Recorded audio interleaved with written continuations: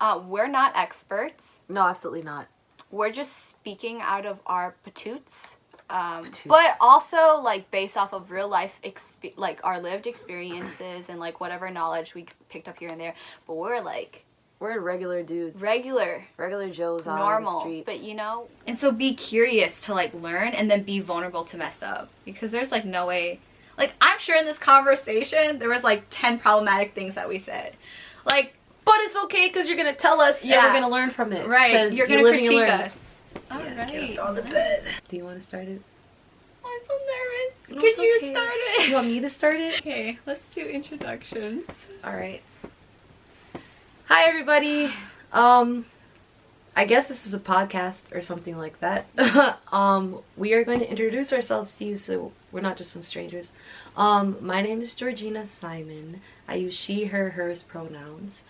And the food that I'm eating today is apples and peanut butter, the greatest snack combo. And the apples are Honey Crisp, which is the greatest apple type ever. Literally. You can fight with yourselves on that one. I know Jenny through student org activities, and I think through Kaylin. Yeah. Shout out Kaylin, bam. What's up? And I'm here because I like to have conversations, especially tough ones, and I like to use my voice and give my perspective, and hopefully the words that I speak today bring some type of inspiration or influence to your life, and positive vibes only. My name is Jenny. Pronouns she, her, hers. So for snack, as promised, Askadvo has avocados. I don't know what type of sugar this is, but it's not white sugar. Georgie said raw cane sugar. I don't know. It's not the artificial sugar. Yeah, you can't trust white sugar apparently. I don't. My mom told me not to. Yeah, I know Georgie through Kaylin, and then student orgs, like we collabed through BSU and ASU on our campus. And why am I here? First off, some context. We both live in Minnesota, and so this summer during the pandemic and everything, the death of George Floyd sparked a lot of civil unrest and caught a lot of attention on racism and like Black Lives Matter and like all these really important issues. And something that really matters to me is like getting the Asian American community on board. If as Asian Americans we understand that oppression exists, then we should be there for others who are oppressed as well. Our liberations are tied, and so being there in solidarity for our Black community is like how we find liberation for all of us. So well said. I'll cheers to that. Okay, let's take a bite. Tell them why you don't like avos. I don't like the taste or the texture. My parents ruined it for me. The stuff that my parents would put in their guacamole made me want to gag. Fine. Hey, what are you doing? Okay. Oh, my cat is here. I'm sorry. So cute. He just knows that we're recording. He's trying to get attention. He loves attention. We're not allowed to curse, are we? Oh, no, but you know, just cut it off. If it slips out, you know, just beep it. You know? Okay, yeah, beep. I'll just beep it. Yeah. Okay, so this is so good. I released a form for general questions on Asian and Black solidarity, and there were 4 main questions. The first one is, what do you think of the model minority ideology? Before we dive into the question, I want to acknowledge that our answers were more centered around East Asian experiences, and we did not dive into the different Asian experiences or Asian American experiences across the board. Ooh. One summer back in 2018, I took a study abroad trip to South Korea. I stayed in Seoul at Korea University to take some classes, and one of my classes, this one was about Asian and Asian American representation in media. And I was like, this is interesting. I mean, I'm in Korea, and I'm like in the BSU, and we plan to like do more collaborations with the student groups, and one of them is ASU. I thought, why not just get some extra information in my brain? So in that class we did learn about the model minority ideology, and it's a very interesting one, because it puts the Asian community in like such an awkward spot from the way that I understand it, because they have the perks of being so close to whiteness, yet they're still considered a minority, so there's only like so far that they're allowed to go, but that's also at the expense of all other minorities. I understand the model minority as something that like pits Black and Asian people against each other, and like during, I think, World War II, somewhere around that time, it was like there was civil unrest, and that was what was being used. Like, oh look, like Asians are behaving, like Asians aren't doing anything. And then on like an individual level, like there's this expectation to succeed and like this pressure to do well and to dismiss discrimination and to dismiss like struggle. It's almost reverse of like Black people, because there's always the expectation to fail. Yeah. The expectation to be worse than everyone else. Yeah. The expectation to not go anywhere, and that you're always going to be at the bottom. In addition to model minority, which like isn't a part of the question, so in addition to this idea that like we're slightly better than Black people, we're also perpetually foreigners. That's why with like COVID, we see that there was like the Asian virus, the Chinese virus. I also learned about Orientalism in that class. I forgot. That was something I thought was important. It's a very difficult term to like talk about, because there's like so many layers to it, and there's like so much history behind it, and behind like the interactions of Europe and Asia and even the Middle East. It was Edward Said. It's something that I feel like everyone should look up on. It's a really good read. I actually had to read that for global studies too. You do? Yeah. Yeah, I had to read it for like multiple classes actually. And it definitely puts into perspective like your own biases and views on others, and like how you perceive them based on the notion and ideologies that these previous people came up with. And I think that like with like the model minority, it makes me think of my study abroad trip, because I went to South Africa this like past winter break. And like with the apartheid, there's like in South Africa there were like 4 different races. So there was like white, and then there was Asian, colored people, and then Black people. And like just like that's what people just do, like slightly put people above people just enough to silence, versus like having us unite. With the model minority, what is really annoying is that Asian people are then silenced about their own oppression, but also in supporting other oppressions and supporting Black people and sitting with that, just like being the model minority, having a little bit more privilege, or like experiencing oppression, maybe not like less, but just like differently. I rather than just like looking at it bigger picture and being like, well, this is this is messed up, and we need to like be together. There's definitely people out there who are okay with the model minority like concept. But like thinking of like what you just said, I feel like I don't know what you have to have gone through, what your views and values have to be to get to a point where you are okay letting other people suffer more than you, let alone people who are being systematically oppressed, institutionally oppressed and silenced. And like, I don't know, it's just, I feel like there's certain things that are common knowledge, but then at the end of the day you also have to understand that there are ideas and biases that have been put into our head that we've been taught. Either those people are ignorant, choosing to be ignorant, or they definitely know and are letting those biases form their morals and judgments. And I'm not saying that to be harsh or rude to anyone. See, like, you understand where I'm coming from, but it is in no intention to like hurt anyone's feelings. I'm trying to understand.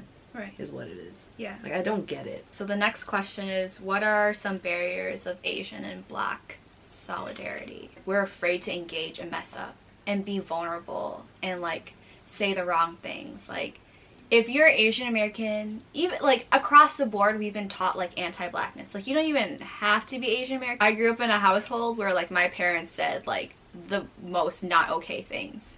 And when you have your parents saying that at a very young age, like that affects you. Like in one way or another, like it might not be your fault, but like at our age, especially after you watch this podcast, like you have knowledge, and so you have responsibility. And I feel like I just think about Bryan Stevenson. He's a civil rights lawyer, because I wanted to be a lawyer for a minute. I mean, maybe I still want to be a lawyer, but like lawyers are cool. Yeah. Kind of. Yeah. Kind yeah. of. He's cool, and like he helps like those who are on what like right before death. What's that called? Death row. Death row. Yeah. And tries to like get them off of death row. And he talks about how this whole idea of like don't go outside, like you're in the bad neighborhood, like don't go to the bad neighborhood, right? Like that's the sort of thing that we hear.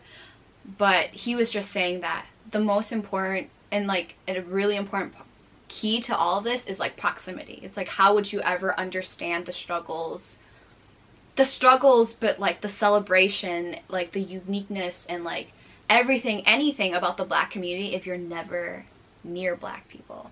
People aren't just people for you to study, you know, like especially that's anthropology, and even that has a messed up history. We do open a lot of doors through books and stuff like that, but people, you gotta interact with people to get to know people. Yeah, like we're real. We have consciences. Like you are your mind, or are you your soul? Depends on your viewpoints, of course, but like people are real, and I like that proximity thing. But like the whole proximity thing, there's no way you can know anything about a person, let alone like a community, if you're not engaging with them.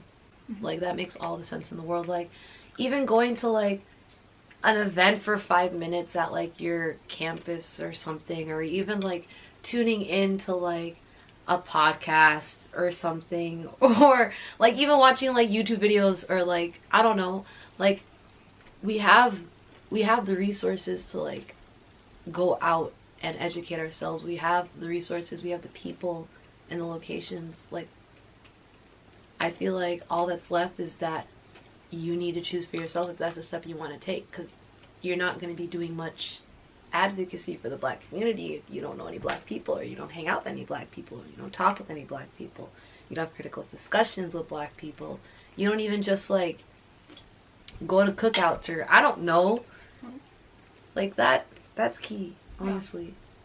For anything too. I say that for like anything and everything. Don't just like preach on a soapbox. Like really try and like understand, like the books are important, history is important, facts are important, but it's the real life experiences that like make it real. Yeah. And another thing is like Asians are discriminated against too. Take a bite for this one. There's like a time and a space, and I feel like this isn't an Olympics. It's the oppression Olympics for me. The way that race as a concept, from my understanding, I'm speaking in I statements, the way that I understand race as a concept, there is a hierarchy. Like there's the majority, which is white people, and there's the minority, which is non-white people. And the minority itself is broken down into the racial and even ethnic categories if you were to throw that into the mix. The minority concept in and of itself like shows like there are certain people that will receive a certain benefit over others, and so everyone has their own privileges, whether you believe it or not, whether you see it or not. Black liberation is the liberation of everyone. If you think about the way the structure of this country is built, it's built on the backs of slaves, on the lands of Native Americans. They put us at the bottom, and they continue to do that through the structure of the system, all institutions. Like even looking at pay rates, a Black woman would get paid way less than like a Black male, or even an Asian woman. Like it's there, the numbers are there, the stats are there, the words are right there in fine print. You just have to read through the lines. So I think something else I like wanted to add was like we can't lose, and I guess this is like on both communities, like we can't lose focus on the idea that like we need each other. I like that. Like we can't like lose focus on the fact that like the whole idea of model minority was made to pit our communities against each other. And like, though there are faults within the community, that like ultimately we need to get to the I am also very hopeful like that we can just unite. We're both like in very different ways being oppressed, so let's focus on the oppressor. That's exactly it. It's like Saw, the movie Saw. If like two guys are locked in a room and Saw's gonna try and kill them both, and they're arguing about how they're getting out with each other, it's like, dude, you got a whole serial killer having you captive. Literally. Y'all are arguing. I really like your analogy. Because I be thinking different from other people, and it's really hard to get a lot of my thoughts across. So analogies are like just so simple. It's like, here. It might not even make sense to you, but it makes sense to me. Right. You know? Exactly. Yeah. The next question is, how do we combat anti-blackness in the Asian American community? Or just anti-blackness in general?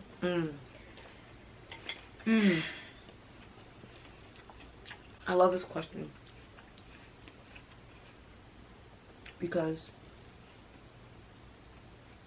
what comes with anti-blackness? If you think about the dichotomy, pro-whiteness, white supremacy.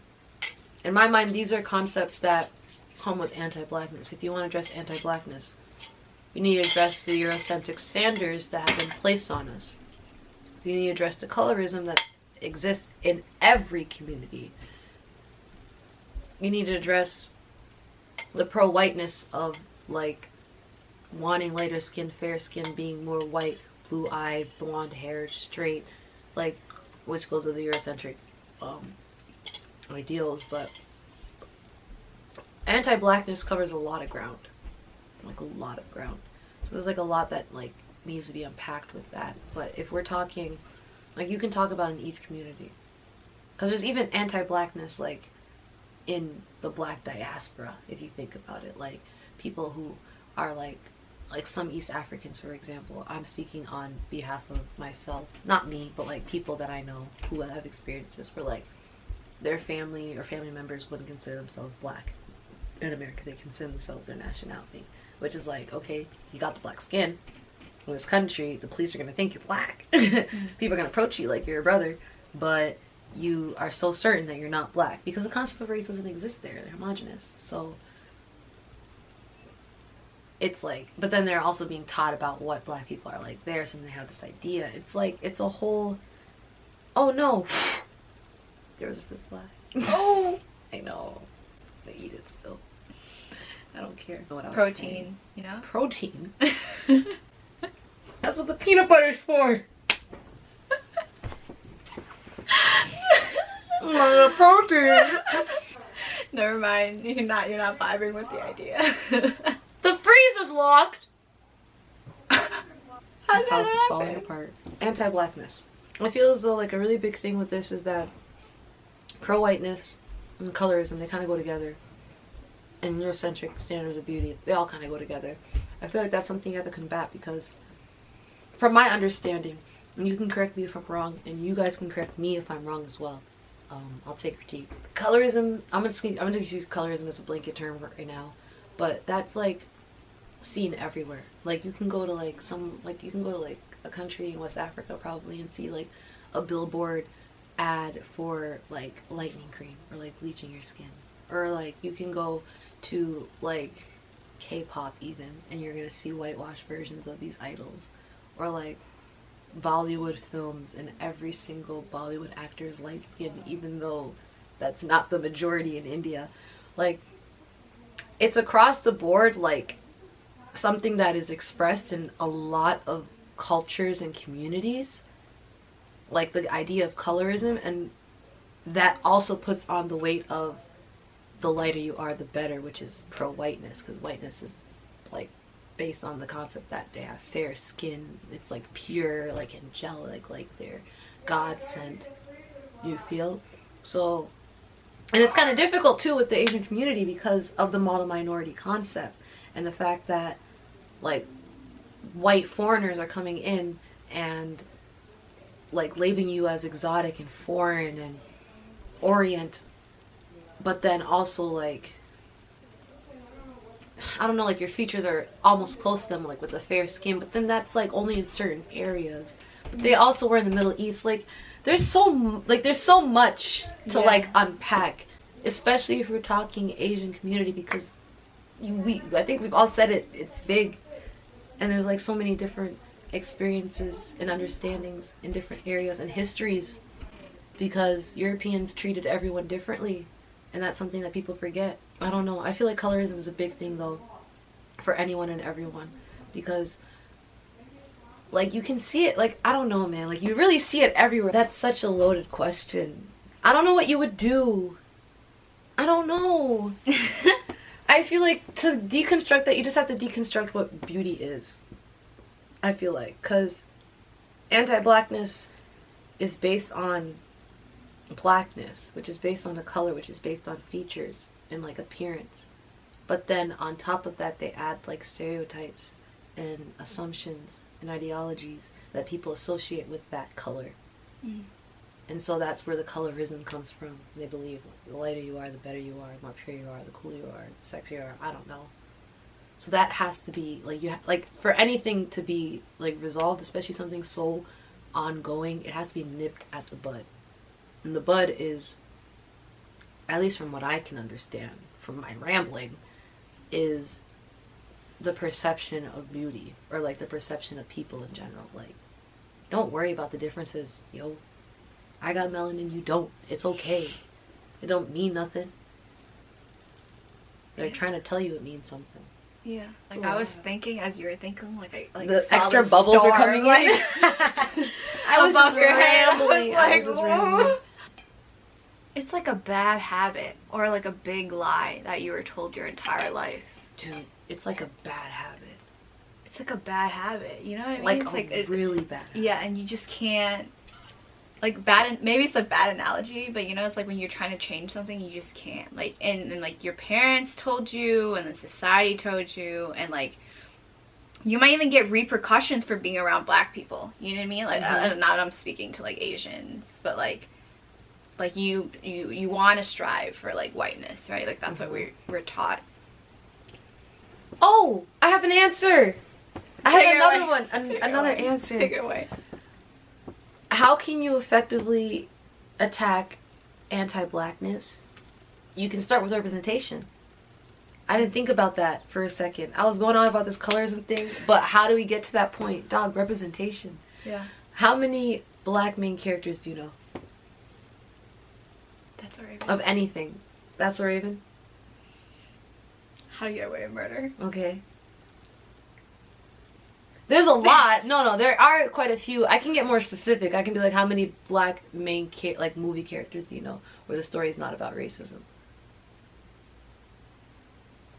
My point exactly. How many black love movies do you know where it's not about racism? You get my point? What I'm saying is that the representation that is being put out there of black people is intentional.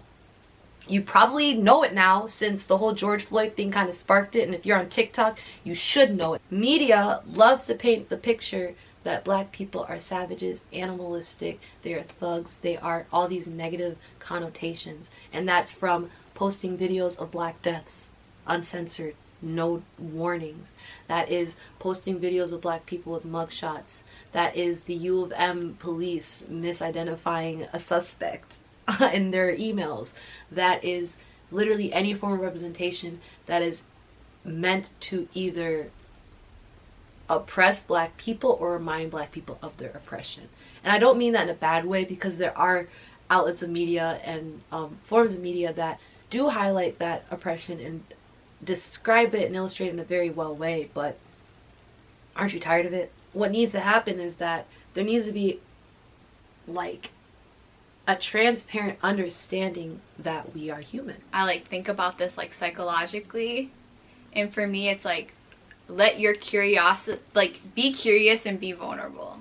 Like I think that like to me that's so important for you to like really be curious about our systems, right? Like I'm taking a class right now who talks about like welfare, the welfare system. You know, like there's like this rhetoric that like black people like are undeserved. Well, starter. America runs on this idea of like, you know, you work your best, and that's where the model minority myth and the American dream kind of like bleeds in. It's like you work your best, you try your hardest, and like you can get X, right? And it, as an immigrant, like that's everything that my parents believes in, and it's so hard. Yeah, you know, like it's so hard for you to like take a step back and be like, well, that's not the case. Actually, we're in a system of oppression. Like that's really hard because like the amount of effort that my parents have gone is because they're like so focused on the idea that in America, if you work your best, you can get X.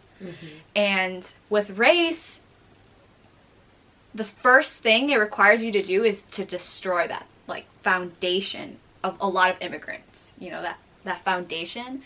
And so I guess like be curious about like the systems that we are in and like really think like like why isn't this adding up?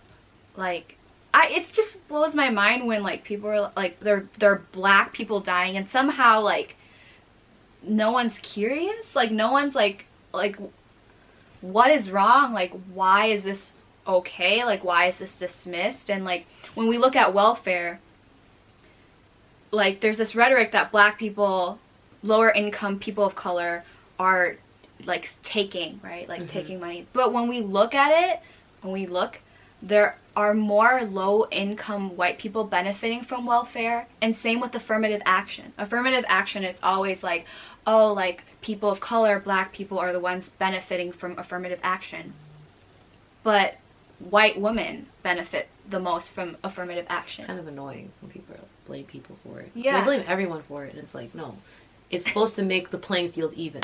Like, yeah. Y'all forgot the system was rigged.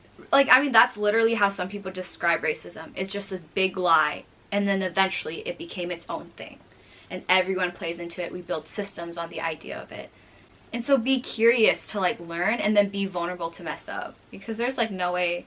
Like, I'm sure in this conversation there was like 10 problematic things that we said, like, but it's okay because you're gonna tell us, and we're gonna learn from it, right? You're gonna critique us. Yeah, that's all that matters, honestly. Like, humans are curious beings. Like, we've got this intelligent mind on our heads for a reason, because we evolved that way, or we were put that way, or we were made that way, however you believe. But with that comes like curiosity, and y'all fall victim to that, because curiosity is the only way you're going to learn more. And I know that your brains are hungry to learn more, whether you believe it or not. You're out here constantly learning, whether it be learning in school, or whether it be learning about history, or learning a TikTok dance. Yeah, learning a TikTok dance. You heard me right. Maybe you're learning a language.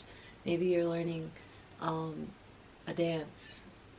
I already said that. Maybe you're learning a song. Maybe you're learning how to take care of an animal. I don't know. But we're constantly learning, and you're not done learning. You're not done experiencing. You're not done doing anything until you're done. Like, done. And then what are you going to do with that knowledge? Yeah. That's the important thing. What are you going to do once you've obtained that? Last question is, how can we effectively unite Black and Asian communities? Can we effectively unite? I feel like every community's got their own issues. I'm not here to speak on anyone's community's issues. I just feel like once you can get your own community on the same page is then when you can start working with other people. An effective way is to just start like here.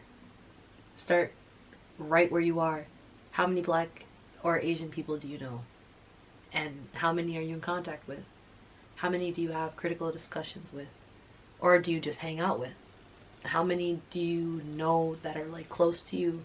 How many do you know just as acquaintances or like buddies, or just based off of proximity? How many have you grown up with?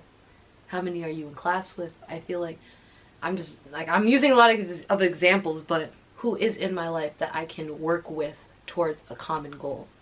You know, whether that be making a podcast, my third time referencing to this, making a podcast, whether it be posting YouTube videos, or whether it be like having discussions, or signing up for a class, or like, I don't know, like going to a protest, or like organizing like a town hall or a sit-in. Like, work with the people around you, because if you can get your own communities to get together, that's going to like catch someone's eye. And that might inspire them to go and do the same thing. It might even inspire your own friends, because think of the chain that they have. If you're black and you invite your Asian friend to work on something with you, like you're setting up a town hall for the police department on your campus or something. That's an example. And then a bunch of your friends, both your friends and communities and student orgs show up, and people get inspired. Now, like, an Asian friend is looking out for a black friend to work on something. You just have to get the ball rolling. Like, if you can get the ball rolling, momentum will do the work. Hey, it's the law of inertia. Bill Nye the Science Guy. Bill Nye the Science. Bill. Okay. I was like, focus, and you were like, analogy, and then I just... Yeah, I kind of... My brain is like you know, your train of thought. Like, mine's an actual train, like in Shark Boy and Lava Girl, the train that be flying in the sky, that's just going crazy. That's my thoughts. Like, whenever I speak out loud, it just goes. You just have to catch on, like, grab on, like, you know, like the TikTok, like, won't you hold the horse in his hand? It's not even TikTok. It's Princess and the Frog. Ha! Caught myself before you could catch me. Okay, let me stop. I'm sorry. Yeah, start with your own community. That was like I think a really good and important point. I don't care if you live in like Maple Grove, Wyzetta, like start in those white ass on those like. Sometimes you have to. You do, because like you gotta start with where you because like I think it might feel a little disingenuous. Or you can say it's ingenuine. It's just ingenuine. If it might feel ingenuine if you've never, like, you might not know where to start. Right. So like it just did its routine like 20 minutes shut, and like I like luckily like saw it before. Okay. It happened again. It keeps liking to turn on, but it's okay. It's okay. Just the last part, you know, when basically we're saying we don't have to shoot for like black and Asian solidarity, like bigger, like fix all solution. Just like start with but like our communities, our individual relationships, like building connections. It's people's power, organizing, creating an event, or getting to know someone better, just anything. I feel like you should also just engage in like the other's community. I don't know, there's something glorious about a salad bowl. And I say salad bowl because we live in a melting pot. The melting pot is like all the diversity's put in, but it's melting together, so no one's diverse. It's just we're all different.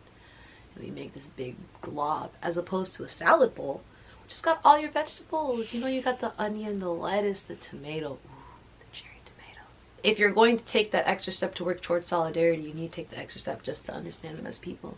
You know, just engage. Go to an event, go to a celebration, go to like a room, hang out with some people, you know, get to know them as people, get to know their culture if they're willing to share, get to know their history, see how your worlds intertwine, see how much you have in common.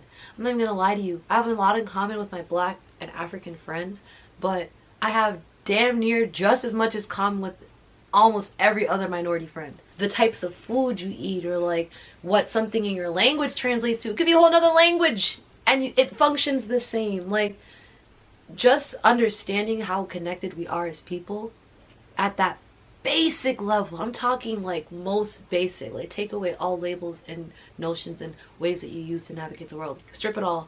Like, we're people with experiences. We all suffer. We all celebrate. And that's what matters. Well said. Thank you. Yeah.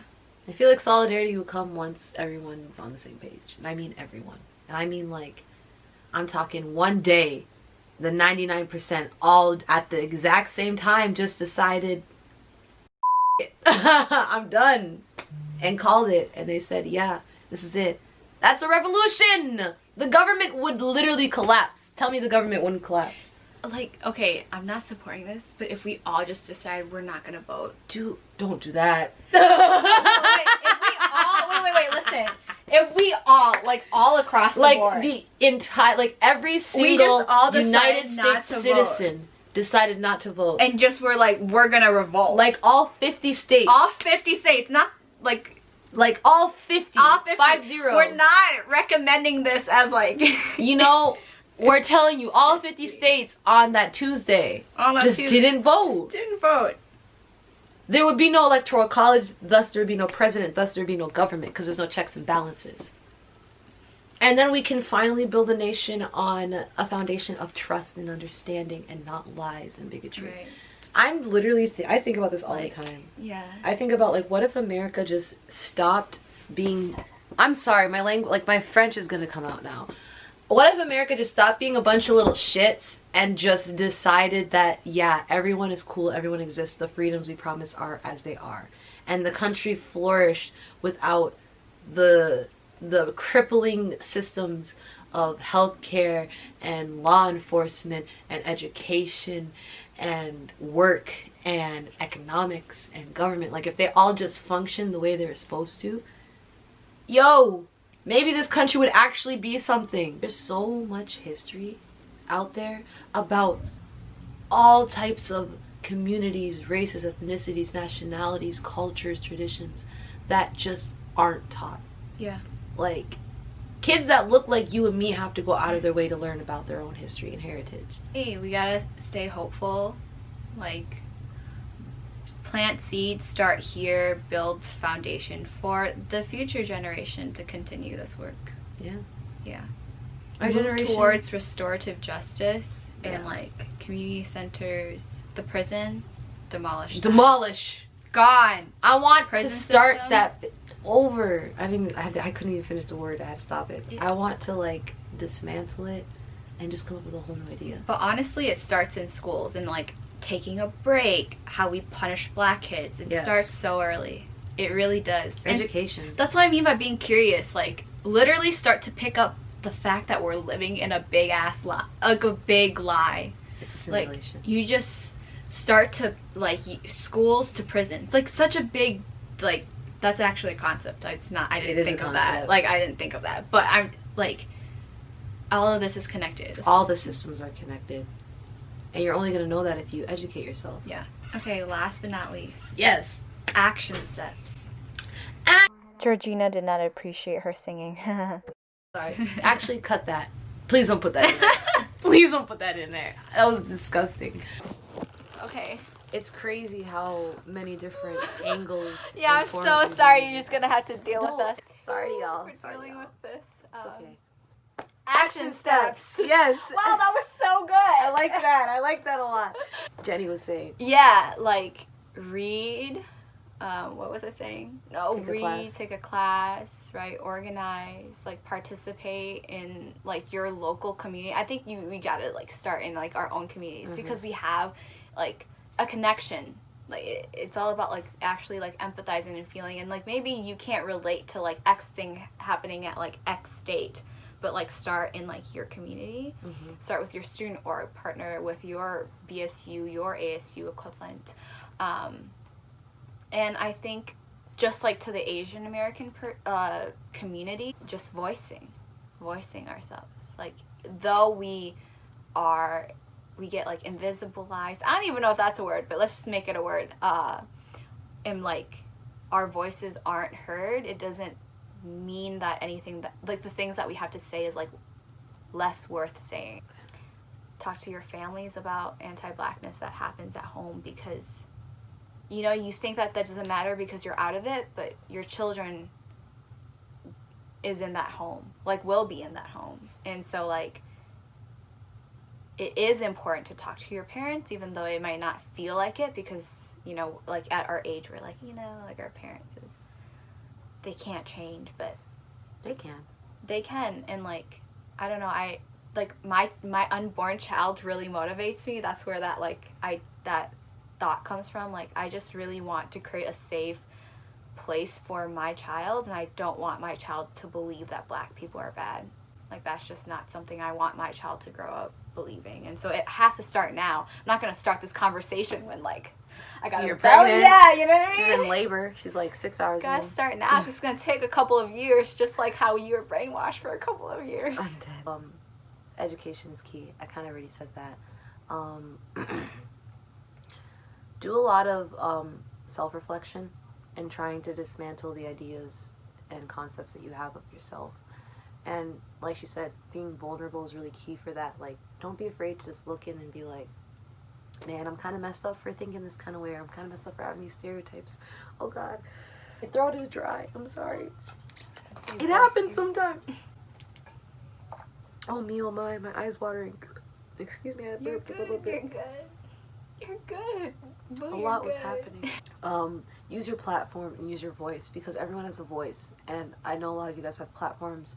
You're probably watching this from a platform, and all platforms count. All platforms matter, no matter what you think, no matter how many followers you have or how many views or what your interactions are like. Just the fact that you're getting the word out there, people are going to see it, whether they interact with it or not. I don't know, stay curious. Like, really just seek out the truth to everything. Like, I don't mean to be so vague and wise, but like, just find out the truth to everything. Like, you're not done learning until you're done. Like, done. Like you're, you feel me? So, like, yeah. Just take care of yourself in the process, but also critique yourself in the process. It's a learning experience. And I think that all non-Black, non-Indigenous have to give something up. Like, I truly believe that you have privilege, so recognize privilege, but then also there has to be something that you give up, whether that be time to volunteer, money, like actual money.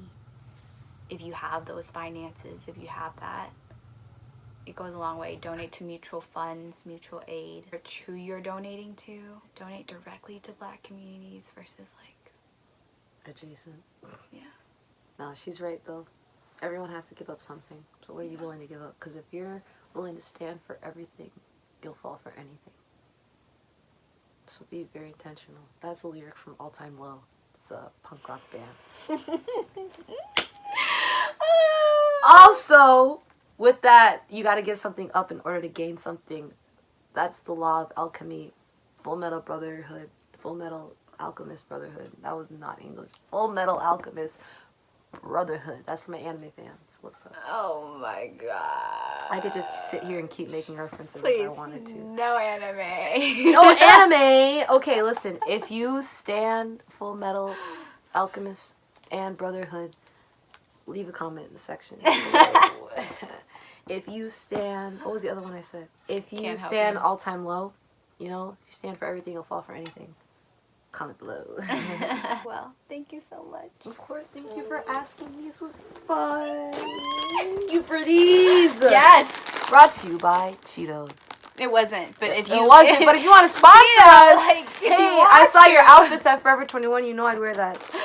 We're not experts. No, absolutely not. We're just speaking out of our patoots. But also, like, based off of real life, like, our lived experiences and, like, whatever knowledge we picked up here and there. But we're, like... We're regular dudes. Regular Joes on normal, the streets. But, you know, Angela Davis said, it's not about being ordinary, like, extraordinary. It's, like, just a few ordinary people coming together. Like, that's where the change happens. So it just takes... a me and a you. Hey, you could do this too. Yeah, it's not that hard. Just be like, oh, they sucked. Let us make a better one. Go ahead. I'll watch it. I'll support it. Jeez. I'll take the critique. We gotta support each other out here. Exactly. What? Well, okay, have a great rest of the year. We're gonna close off. 2020 is gonna be bomb from now on because we're gonna manifest it and it's gonna happen. Bobby Shmurdoff's gonna be free and we're gonna go into 21. It's graduation season, baby. 4.0 season, baby. We on that. We're graduating. I'm Scholar girl. out of here. And if you watch this, make sure to follow us on Instagram, Twitter. I'll put it here. Hopefully. Yeah. My editing skills. We'll test it out. Ding, ding, ding, ding, ding, ding, ding. Okay. Bye. Bye.